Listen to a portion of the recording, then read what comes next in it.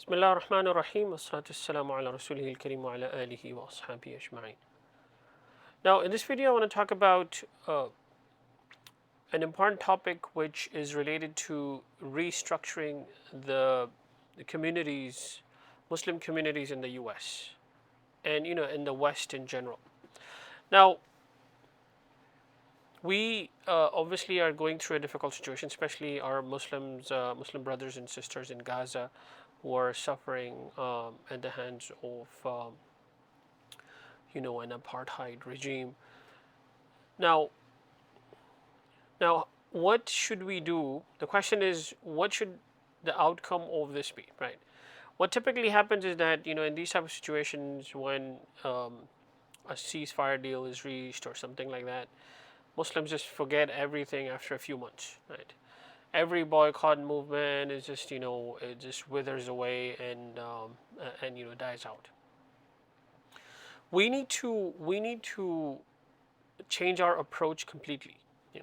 We need to go to the grassroots level and look at what we're doing wrong, right? And this is a topic I've talked about in different videos, and my aim is to give the youth solutions that are can be much more effective at the grassroots level, at the community levels.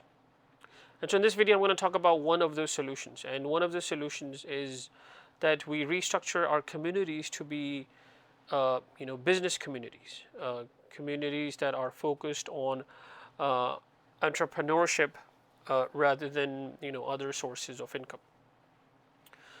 Now, how do we do that? Obviously, what is the motivation for this? There are multiple motivations. Obviously, a business is a much more stable, if established business can be a much more stable and reliable source of income, right?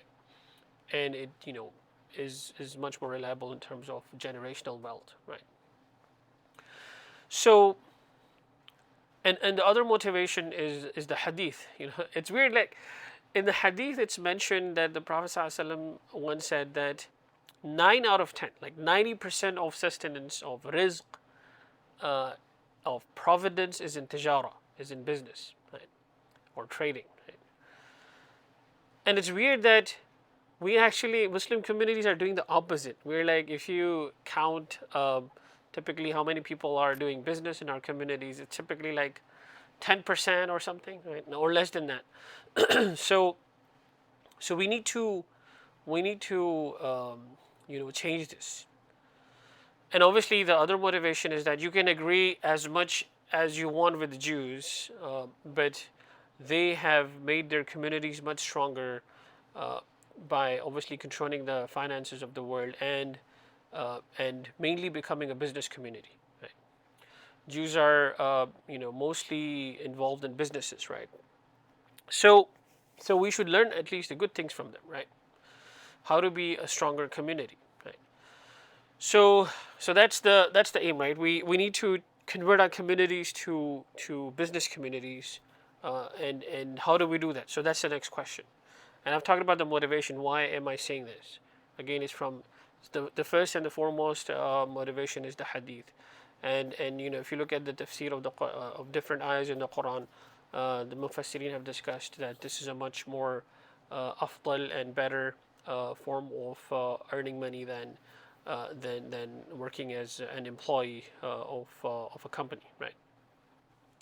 So now how do we change that? That's the next question. Only this is a long topic. I'll try to squeeze in. I don't want to make this video too long, but how do we change this? We change the community structure, right? Especially the committees of the masjids, right? They're very notorious. Like, it's typically the committees of the masajids, right? They usually have like old people, right, who are really difficult to approach, and so then it's difficult to give any new suggestions. Obviously, I'm going to try to talk to my community that we need to at least do something so that our next generation at least says that we tried something new, right? We're just using the same approach and getting nowhere, right? So we need to, that's why, work at the grassroots level and go back to the blackboard, right, or the whiteboard, whatever. So so so coming back to that committee point, right? The committees have to be, first of all, it should involve, you know, different ages, right? Not only young people, not only old people. We should have a mixture, and preferably more you know, young people. But the old, but the more experienced people, the elderly, should be there to guide them, and they should be tolerant, right? Because obviously, young people are more energetic, they have more ideas. You know, the old guys are like, you know, the elderly are like, you know, they're usually stagnant in their ideas, so they get offended like on small things, you know, especially in our Muslim communities, right? So our committees and communities are very malfunctioning, and I'll make more videos. You know, these series of videos that I'm planning to make are to mostly focus at the grassroots level, and I'm going to make a few more videos.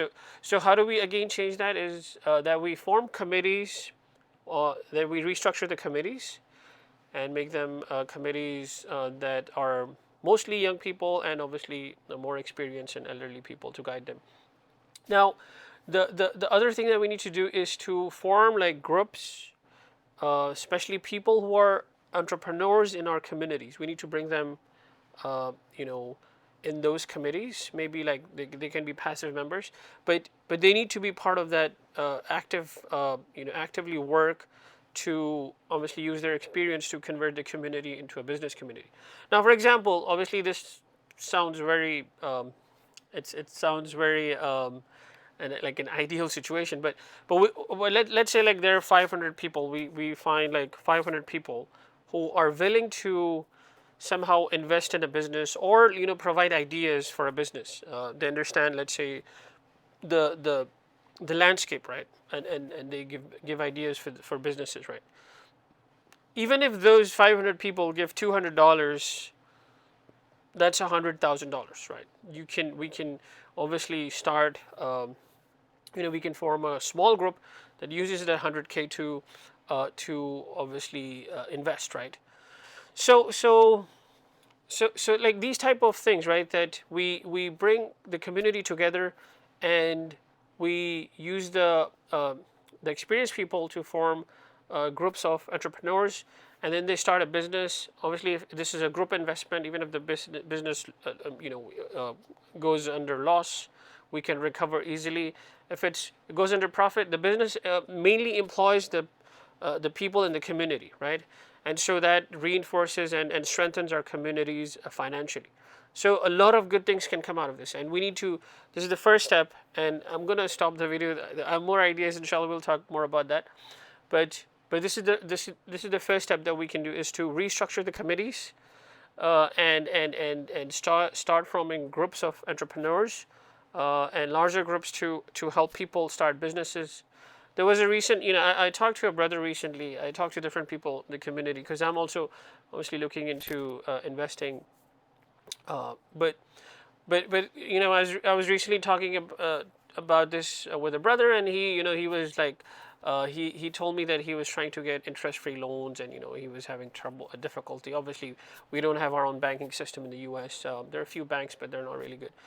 So we can give out interest-free loans, and you know, if the business runs well, you know, the person can pay the loan back, and you know, help the masjid also.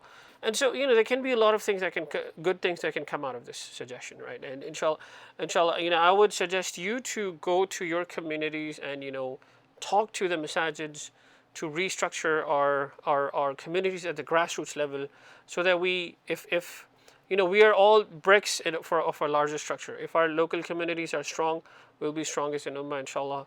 So jazakallah for watching. Assalamu alaikum wa rahmatullahi wa barakatuh.